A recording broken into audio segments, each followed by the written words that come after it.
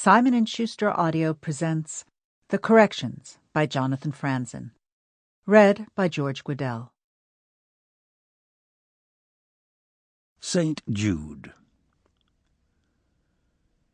The madness of an autumn prairie cold front coming through.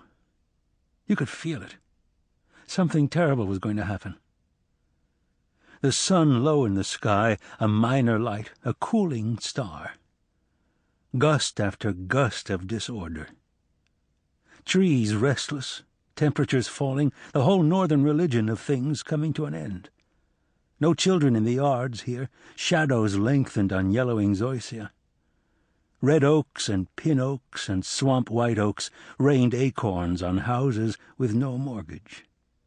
Storm windows shuddered in the empty bedrooms, and the drone and hiccup of a clothes dryer, the nasal contention of a leaf blower, the ripening of local apples in a paper bag, the smell of the gasoline with which Alfred Lambert had cleaned the paintbrush from his morning painting of the wicker love-seat.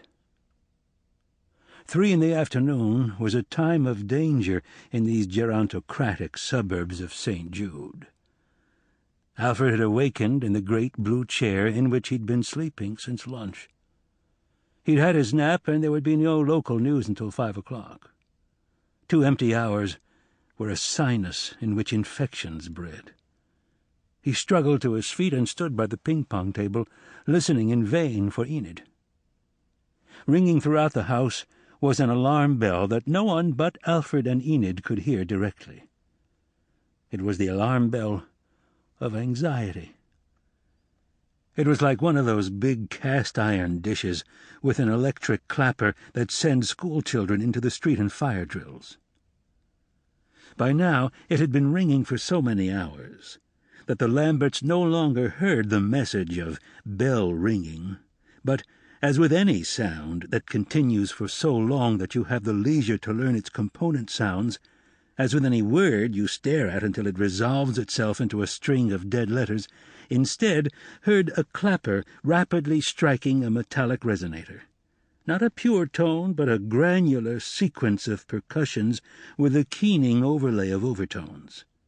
Ringing for so many days that it simply blended into the background except at certain early morning hours, when one or the other of them awoke in a sweat and realized that a bell had been ringing in their heads for as long as they could remember. Ringing for so many months that the sound had given way to a kind of meta-sound whose rise and fall... Sample complete. Ready to continue?